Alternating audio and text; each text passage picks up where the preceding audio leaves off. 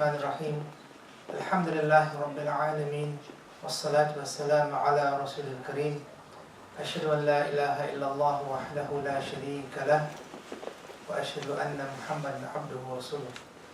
My brothers and sisters in Islam, Assalamu alaikum wa rahmatullah.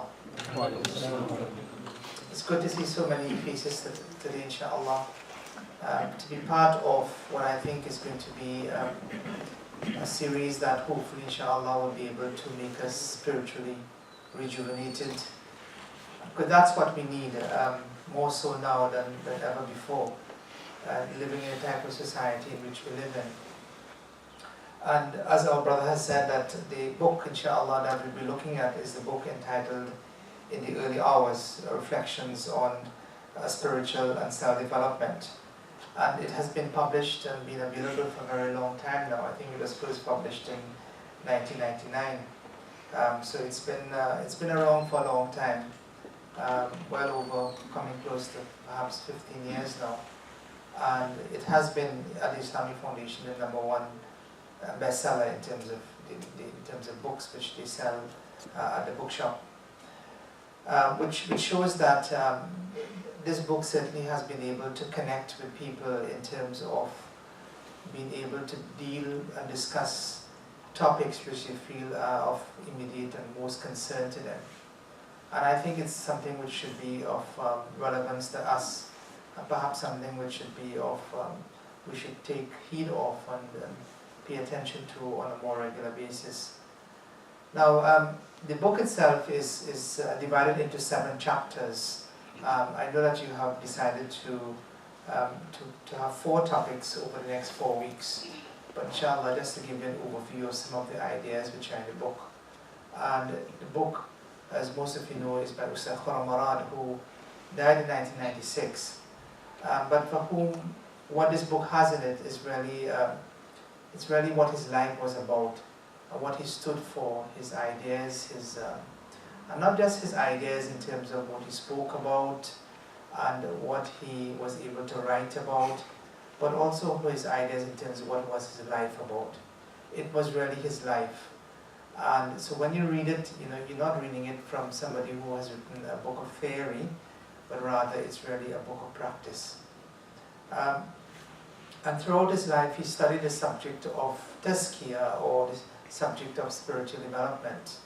And this book really summarizes a lot of his key ideas that he has, and he has thought about the subject. This book, together with a book which has been translated, which has been written in English, called Way to the Quran, which most of you have studied. I think there was a course here previously on that. That's a book, a key book in terms of being able to understand the Quran and bring the message of the Quran closer to our hearts. So inshallah, in today's session, we'll be looking at the very first chapter of the book, which is the process of self-development, or the process, or the principles of self-development. And before we go into the book, I just wanted to indicate to you the reason why the name was chosen. It's a name that was chosen, not just that we were looking for a name, but rather it was a name which we felt really represented and really meant something. When it comes to the whole area of spirituality, the name In the Early Hours is the most opportune time for us to really go before Allah subhanahu wa ta'ala. It is a time of tranquility, a time of peace, a time when we're by ourselves, a time when we're able to focus, and it's really a time for us to be able to go before Allah subhanahu wa ta'ala and to be able to beseech Him, ask Him for whatever it is that we need, for His guidance, for His forgiveness, for His mercy. So that's why the name itself was chosen. So in this first topic, inshallah, we'll be looking at the principles of self-development. And before I go into that, I just wanted to ask ourselves some key questions really. And the first one is exactly what is personal development, or what is self-development? Because that is key. Now when we think about perhaps the Arabic equivalent term for this, we're talking about the whole concept of 2 terms, tazkiyah and tarbiyah. Tazkiyah more so meaning a word which means to increase, which means to grow, which means to make ourselves better. So when we look at, for instance, so those are some of the key questions, inshallah. What is personal development? Why is personal development important, so important in our lives? And if we look at people in today's society, we realize that nobody can progress in terms of what they do, in terms of their lives, unless they're able to pay attention to personal development.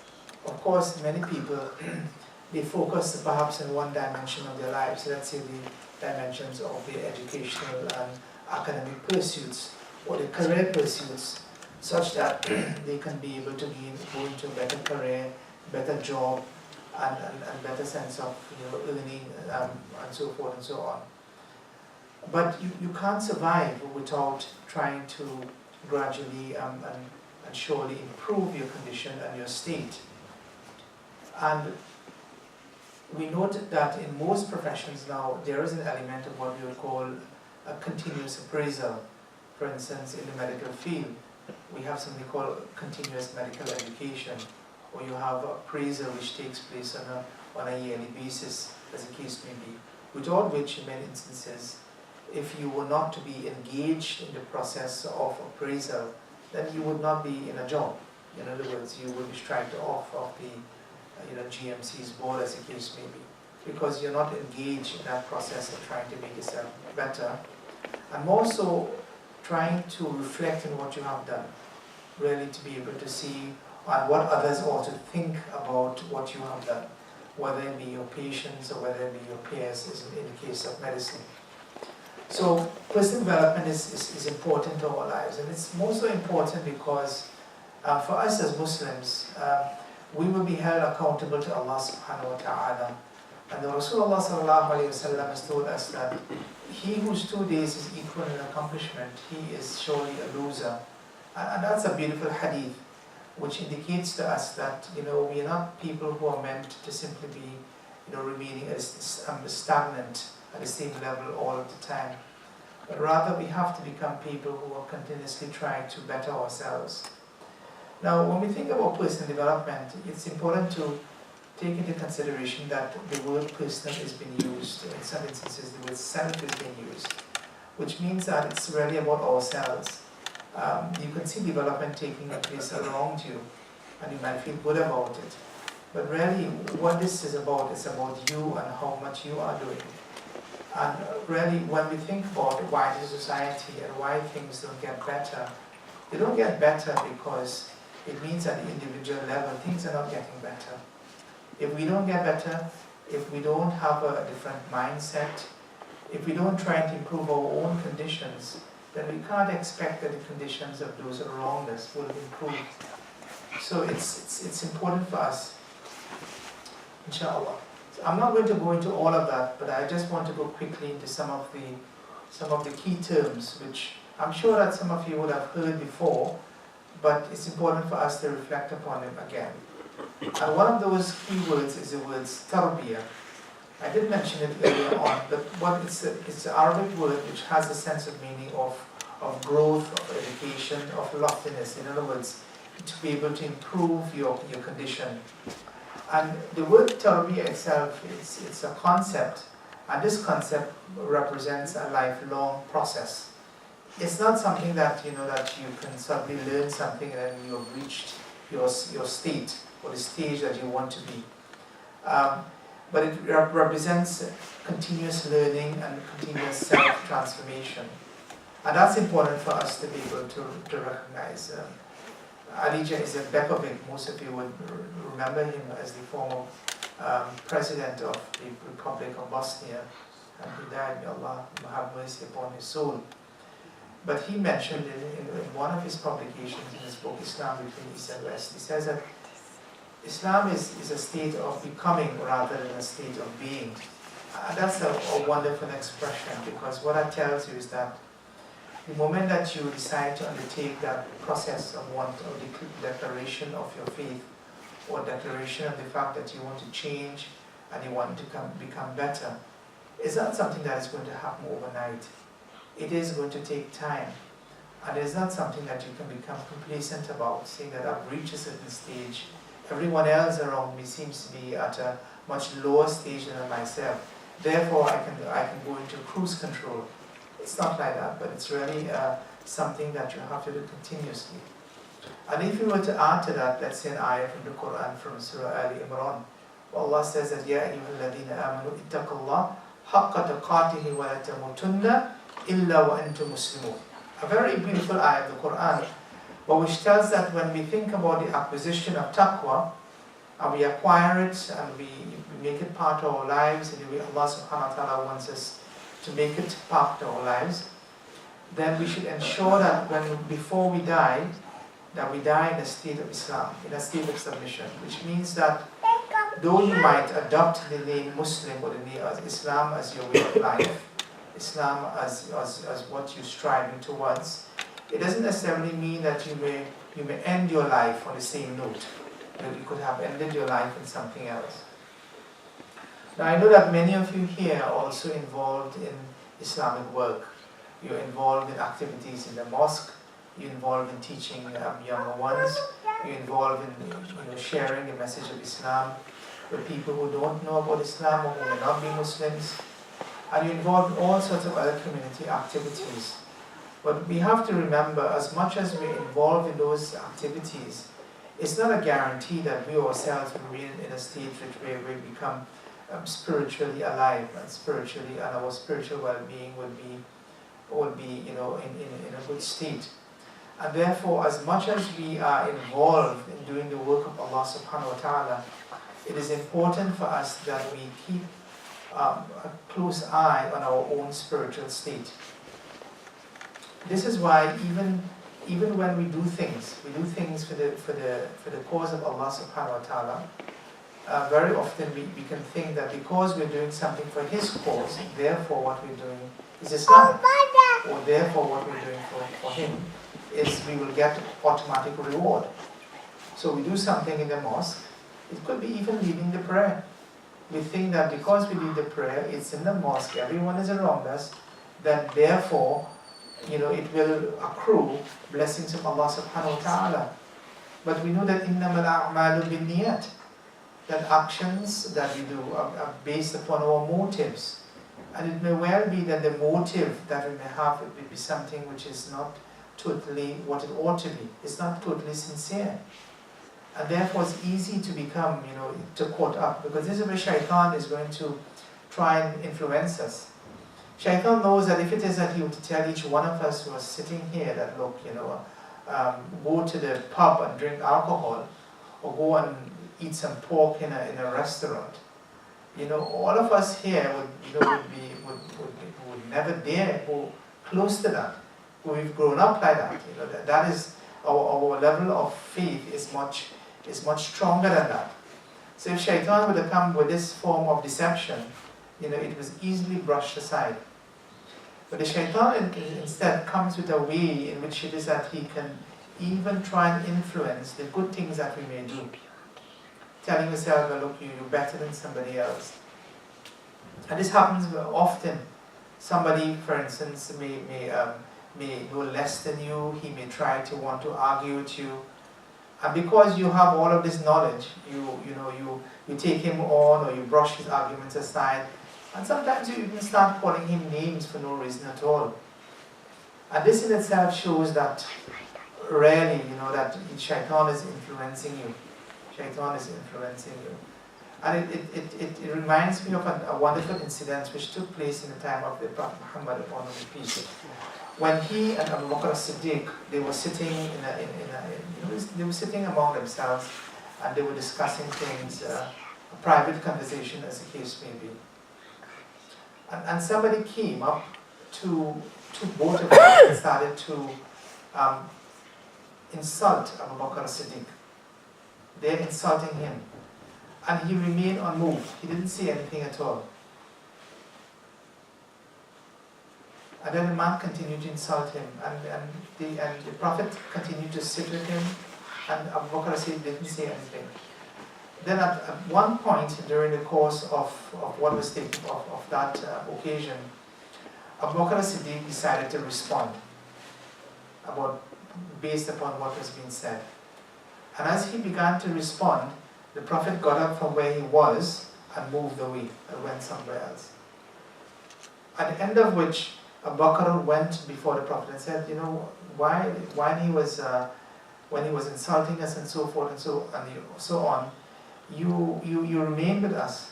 And then suddenly when I started to defend our position and defend you even, you suddenly decided to leave us. Well, why was that? He said that while you were silent, the angels were there defending you and defending your cause and defending your character. The moment that you decided to say something, the angels, they went away. And therefore, because the angels had left our gathering there, I decided to go away as well. So it's a wonderful thing, and very often we don't realize that it's not up to us. It's not about, at the same time, it's not about winning academic arguments. Because often you can win academic arguments, but at the end of the day, have you won the heart of that person? Because what will cause a person to change is not really what is there. Intellectually it will help, but really you have to be able to capture the heart of someone. And this is what the Prophet Muhammad, upon whom be peace, worked on. He worked on trying to capture the hearts of people. So activism and spirituality are the wings of the Da'iyah, and both of them must in a sense function as a cohesive unit. And what I mean by that is that both wings should be such that you don't give preference to one over another. And very often we see that happening. You know, some brothers or sisters will feel, well, look, you know what, my knowledge of Islam is not very good, and you know, I don't know very much. So what I'll do, but so that I can't really do the things that you want me to do, I can't engage in the activities of sharing Islam with others because I myself don't know very much.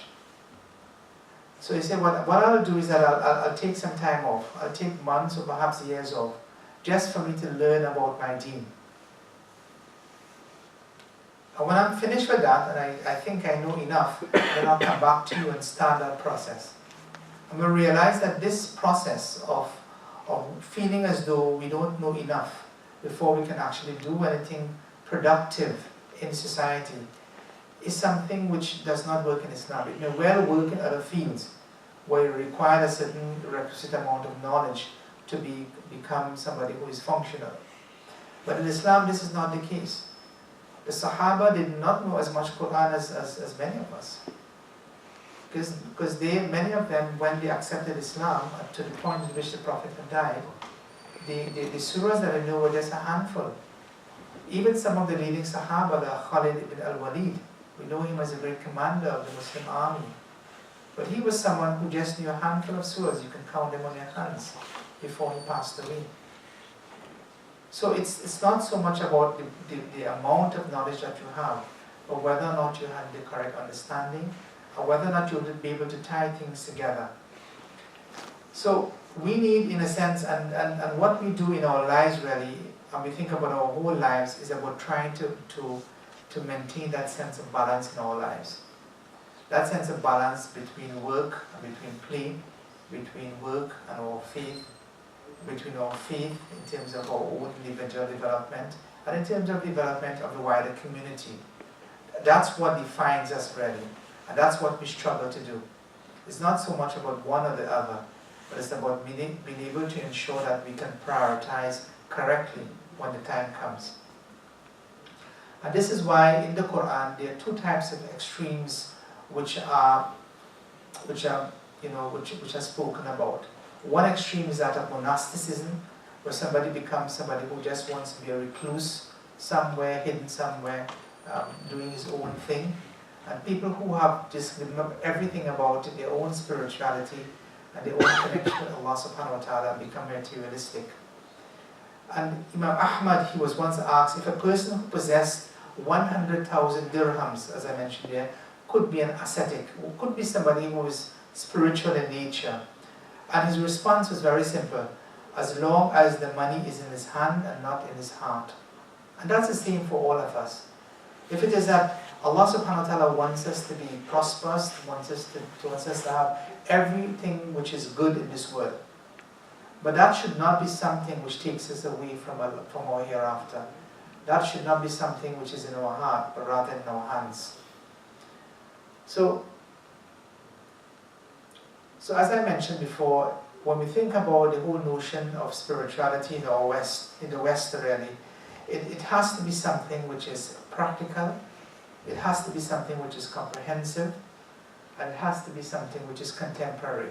And I want you to think about those three words, because I think those are three key words in terms of our understanding of spirituality in the West.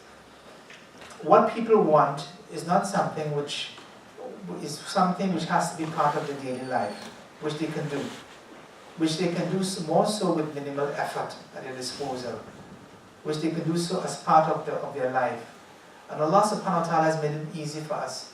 He didn't ask us to pray 50 times a day, as the original commandment was, but rather it came up to be, because of the rahmah and mercy of Allah subhanahu wa ta'ala, it became 5 times a day, but yet you get the reward for performing as much as 50 times salah. So something that you can sort of integrate into your daily affairs. So it has to be something which is practical. It has to be something which is comprehensive, not something which is aligned to just the one particular aspect of your life, but something which includes every aspect of your life. And Allah subhanahu wa ta'ala has made it so easy for us that everything that we do, we can convert it into just an act of custom, and an act of just an ordinary action, into something which becomes an act of ibadah, or an act of worship. At the same time, it has to become something which, the spirituality must be something which is contemporary, which be able to be able to be relevant to people at their times. We have to be able to use everything which is around us, to be able to show how that can be an instrument of us making us closer to Allah subhanahu wa ta'ala. And now we live in times where there are different means. There are different means of being able to communicate, different means by which to be able to learn, different means by which we can interface with other people in terms of a social environment. And it is a challenge for us now to be able to make all of those different means which are there into something which can make us more spiritually alive. So you can be before a computer, but yet you're conscious of Allah subhanahu wa ta'ala, conscious of what you see, of how you interact. And it's easy now to be able to interact with everybody, not just with people of let's say brothers with brothers or males with males, but you have to be able to interact, and you will interact with people of different males and females and all sorts of things. So that sense of discipline, that sense of taqwa has to be something which will infiltrate your behavior, infiltrate the computers. So that when it is that you are faced with this, you're not just looking around you. Because most instances, you will be looking at that screen and no one else will be in the same room. And if no one else in the same room, the only thing that is going to protect you to make sure that you do that which is right is that sense of God consciousness that you should have.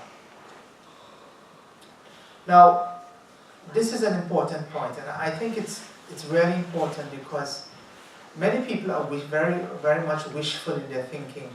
Wishful in the sense of, that I really want to change. And sometimes people doing they are something wrong and say, I really want to change. Somebody might be in a problem, say, I want to change, but I'm waiting for the month of Ramadan before it is that I can put something in place.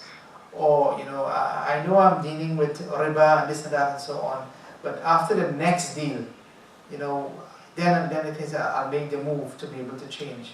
Or I know that I'm using words which are insulting, or whatever it is.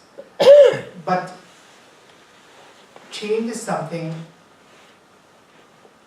where you have to be, once you make that sense of determination within your heart, that's the point at which you start.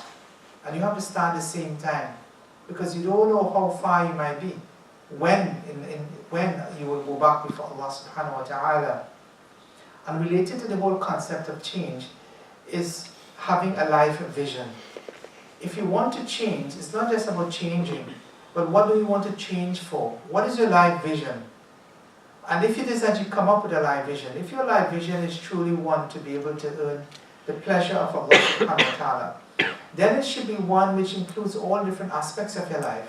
That you want to serve Allah subhanahu wa ta'ala not just in the mosque, but you want to serve Allah subhanahu wa ta'ala at your work, you want to serve Allah in your school, you want to serve Allah when you go to the supermarket, you want to serve Allah subhanahu wa ta'ala when you play football in the football ground, Wherever you are, it must infiltrate all different aspects of your life. And you connect with it throughout your life.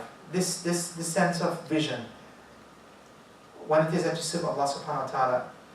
And really at the end of it, when people look at you, they think they can see that that vision is reflective of who you are. They can see your mission and your vision in front of you. They can say that there goes somebody. We can understand what his mission in life is. He's not somebody who is confused, but somebody who is really single-minded in what he wants to achieve in life. It must also be a manifestation of some of your deeper values that you have.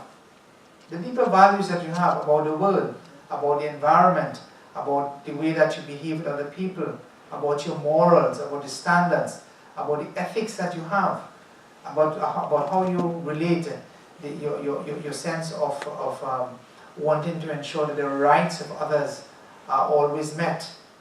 So it must be reflective of your deeper values. And it also promotes a sense of purpose in your life. And getting that life vision is not something which is automatic. It's not something about when you recite you recite a formula or a statement like La ilaha illallah Muhammed Rasulullah. La ilaha illallah Muhammed Rasulullah is simply the beginning. It's simply something which allows you to be able to develop your life vision. It is based upon it. But now how you take that which Allah subhanahu wa ta'ala which you have declared, and make it and manifest it into your life, that is the biggest struggle. And that takes not just mere words, saying it 100 times, but that takes for you to be able to start thinking, start reflecting, start researching, start looking and trying to understand yourself better. And once you do so, then that vision will be able to emerge from the kalima. And once it does so, then you will see it integrated in your life, in your values, in your ethics, and everything around you. So a goal is a desire that is accompanied by energy and action, and a commitment that is backed up by an action plan. And that's the next thing. Not only do you develop your life vision, but you also develop an action plan. How are you going to translate that into action? If you think about the life of the Rasul of Allah sallallahu alaihi wasallam, you would realize that he knew that he was not going to be in this world forever.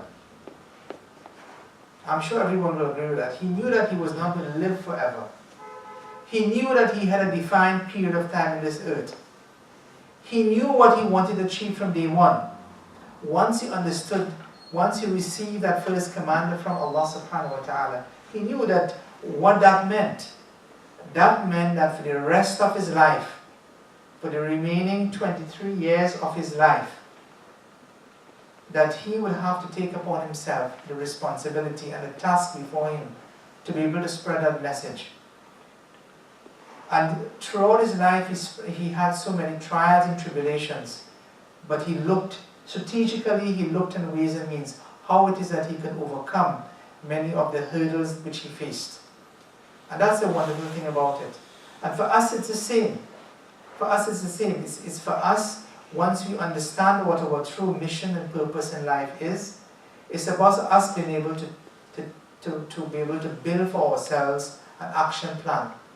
An action plan which once we develop it and we continue to improve on it, we also make it part of our dua. A dua in essence represents a snapshot of your ambitions in life. It's about your action plan. Very often when we make a dua after our prayer or on different occasions, it's reflective of words of the Quran that we just say. We just say it, and there is great meaning in saying those du'as. But in addition to doing so, it is important that every time we make a du'a, it is reflective of our action plan, of the things that we really want to accomplish, our mission statement that we have in life, our vision that we have. It has to be there. And the fact that we recite our du'a in such so regularly means that we will be continuously reminding ourselves what it is that we want to achieve in life, or what it is that we want to do. And the other thing that the dua does, it allows us to be able to plan. And what I mean by planning is, we can take a dua and say, Ya Allah, over the next 6 months, I want to be able to accomplish 5 things in my life. These are the 5 things I want to do. It may mean that I've never prayed before. I want to make prayer part of my life. It may mean that I've always been estranged from my parents. We've never been able to get along well. I can give myself a few months just to be able to see that I can bring some sense of improvement in our relationship. It could be that it was some personal traits that I have about myself in terms of whether I keep promises or not, whether I backbite others or not, as the case may be. You know yourselves better than me. How we can take these upon ourselves and give ourselves a period of time over which we can try and get all of those things done. And that's what our dua does for us. And then once this defined period of time is over, then we can reflect upon what we have been able to achieve. For all the good that we have been able to achieve, we thank Allah subhanahu wa ta'ala for it.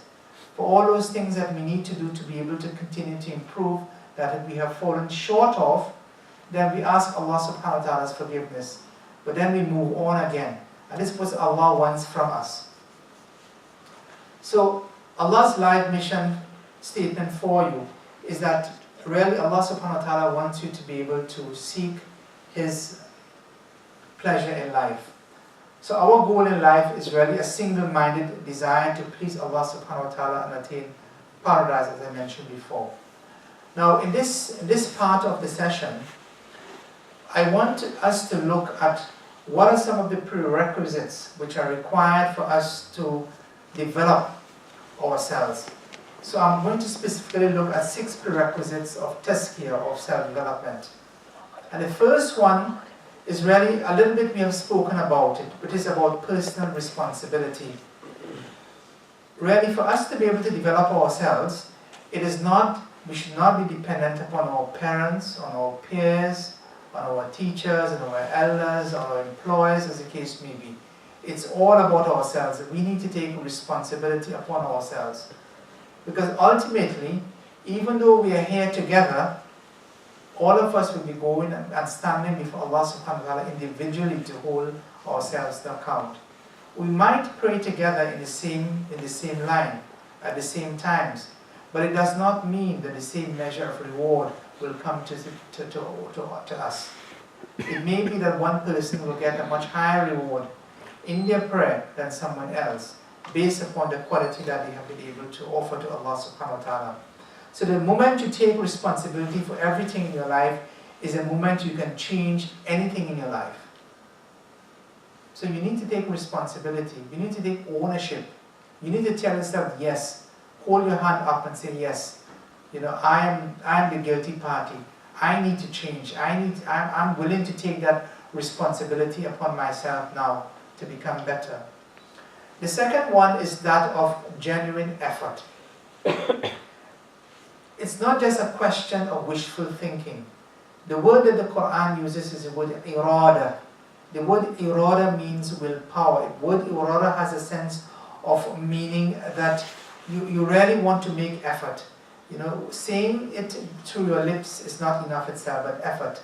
In the Quran, we see 2 words being coupled continuously together. And we know the 2 words. The words al-iman, amanu, iman and amal.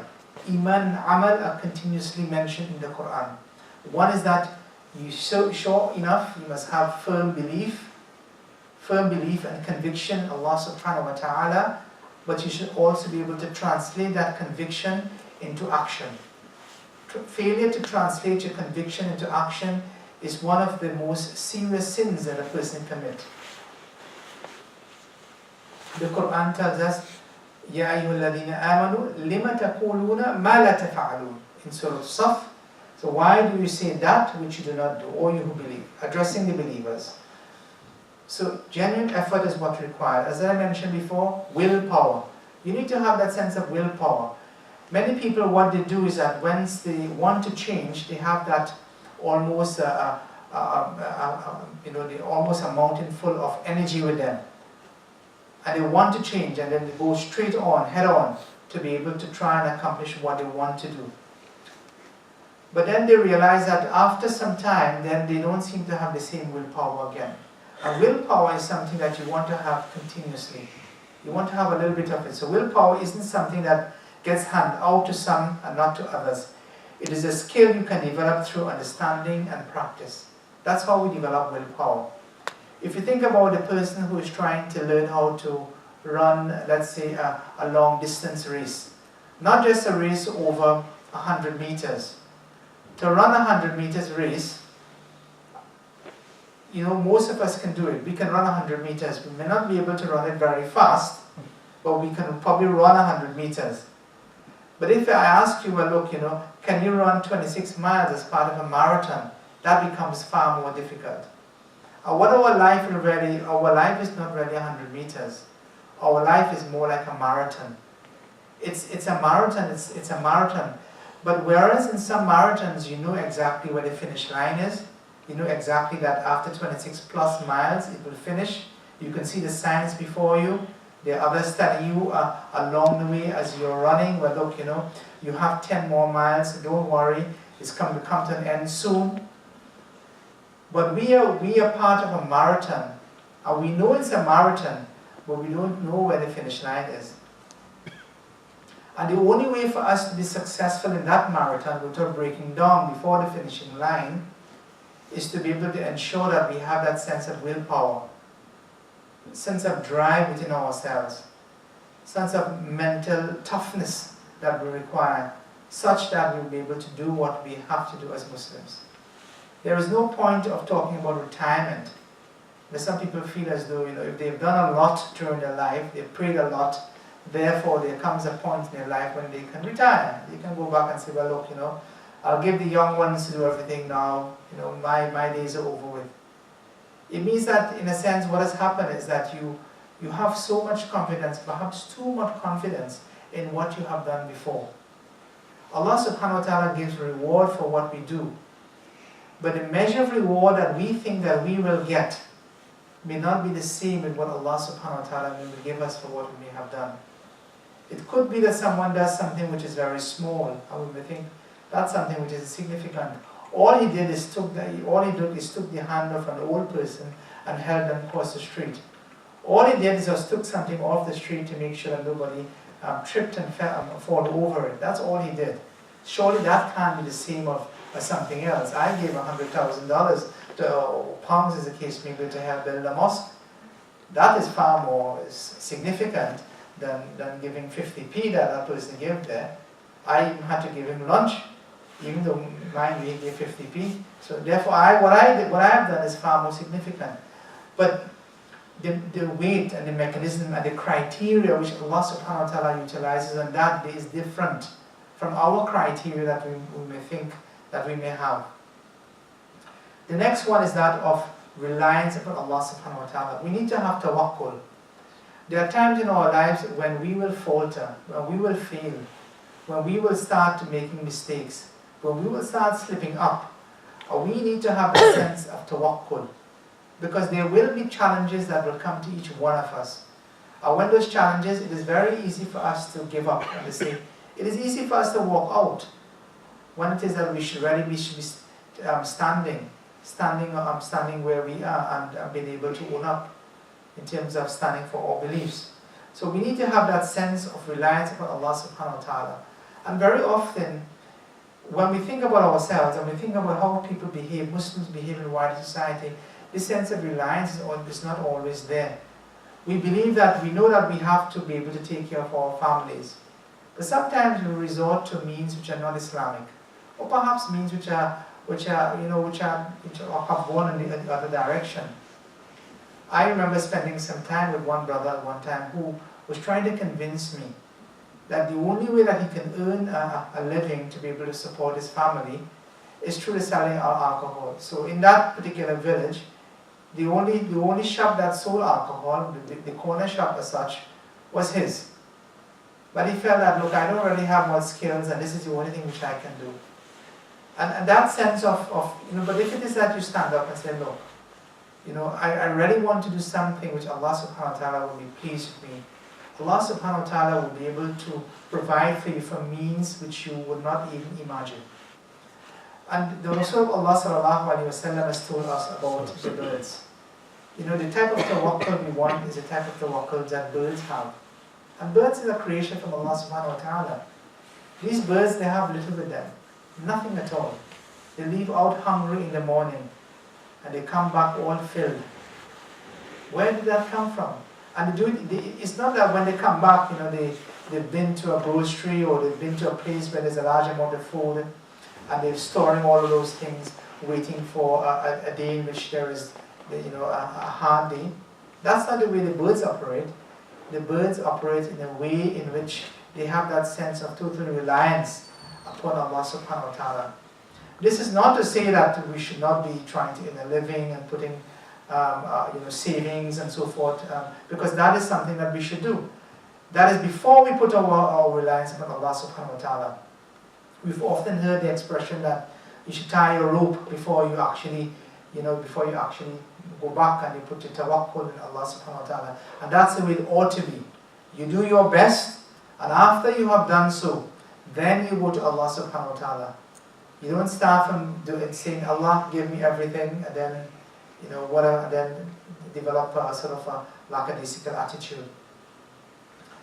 The next thing next principle about tazkiyah is that about our time. Time management is important. Time is something which is limited. But time is something really, if you think about our accountability on Yawm al-Qiyam, it's all based upon what we have done in this world. How we have utilized our time, but more so how we did not utilize our time. You might think that you have done certain good things with your time. So you've spent, if there are 100 and let's say, how many hours in a day? 160 plus hours in a day, in a week, 24 hours in a day. You might think, well, look, you know, I've dedicated X amount of hours towards Allah subhanahu wa ta'ala, to His work during the course of the week, as the case may be. But that's not the only time that you're accountable for. You're not just accountable for the time in terms of fulfillment of what is called fard or compulsory. You're also accountable for that time of yours when you're not doing those things. So what did you do with the other 100 hours? Did you spend some time to be able to take care of your own personal needs? Did you spend time to be able to take care of the needs of your family and your colleagues and your friends? Did you spend time in terms of being able to earn a living in a halal manner? Did you spend time with Allah subhanahu wa ta'ala in terms of trying to build your relationship with Him? So how we use our time is critical. The more that we can use our time in a more effective and efficient manner, is the more that we will get closer to Allah subhanahu wa ta'ala and build and develop upon our tazkiyah. And the last thing about our tazkiyah is that it is an all-embracing process. As I mentioned before, it's not just about us as Muslims. We call our faith deen. It is a deen. And the word deen has a sense of meaning of a way of life. Okay? We often use the term in the recitation of Surah Al-Fatiha, that Sirat al-Mustaqim, Ihdina Sirat al-Mustaqim, guide us onto a path or onto a way. So it's much more than just a particular creed that you have, but it's really about your life. Islam is meant to represent your life. It's not about division of your life. There are some Muslims who perhaps would behave in a particular way when they're in the mosque. But as soon as they leave the confines of the mosque, their language changes, their attitudes to others may change, the way they interface with the workers might be different. You know, their life elsewhere is not their life in here. And when you look at the way that they may function in a different environment, you may not even be able to recognize who they really are. You might think that can't be the same brother or sister which I just saw in the mosque. So success is something, as I mentioned, there also comes a small amount of our time. We as Muslims, we cannot suddenly become the best overnight, as I mentioned before. But it takes, it's a long, protracted process. A process whereby you have to make one small step at a time. And that's what Allah subhanahu wa ta'ala wants from you. a good deed which is regularly performed is much better than one huge deed which is done, but it's done just occasionally or seldom done. What Allah wants is for us to do a small amount, but to do it regularly. And as we know that success will come to us inshallah, but it will be one step at a time. And the other important thing about success also is that success is not just dependent upon our own personal efforts. It's also dependent upon the efforts of those around us. We all need each other. We can't, Jannah is not a place where we are in individual islands. You know, this is an island, this island A is an island for this great believer, and that's island B for another great believer. How are you going to live your life in these different islands all by yourself? We know that for us to really, we as human beings, we are social beings. And for us to really enjoy ourselves, enjoy our accomplishments, and enjoy all the good things that we have, we want to enjoy it with each other. Any form of success, the first thing that, when it comes to us, the first thing that we do is not just rush to, let's say, Burger King or wherever it is, or to a place of eating, and celebrate with ourselves. But what we would do is that we rush home, we rush to meet our friends, we call people up on the mobile phone and say, look, you know, this is the case, you know, I have been able to achieve such and such. Because we want to be able to rejoice each other. That's how we get pleasure. Pleasure comes when it is that others are able to share in terms of what we have been able to achieve. So we need each other. And to be able to gain each other's help, as much as we do something or we benefit in some way, we have to be able to share it with them. And once they grow, we will also grow in the process, inshallah. So this is coming to an end now. I just wanted to end with this quotation from Ustad Khurram Murad, who says that the goal of tarbiyah is to motivate people to train themselves. This can be done best by giving them a sense of responsibility for their lives and a sense of empowerment to train themselves, a commitment and a loyalty to Allah, a yearning to pursue their objective, to do self-criticism, to do their best to do the right things, and to seek forgiveness and correct themselves whenever they go wrong. Without these seeds, no amount of knowledge or courses or camps can change people much. And that's in a sense summarizes a lot about what I have just spoken about here. It's about trying to motivate ourselves such that we can train and we can train others. Because at the end of the day, the person who will be in the best position to train ourselves is really us. We know ourselves better than anybody else. And once we know ourselves and we have that commitment and that connection with Allah subhanahu wa ta'ala, inshallah we will grow and develop and we will achieve our vision in life, which is to seek the pleasure of Allah subhanahu wa ta'ala. Allah subhanahu wa ta'ala will grant us a Jannah inshallah. أقول قولي هذا أستغفر الله.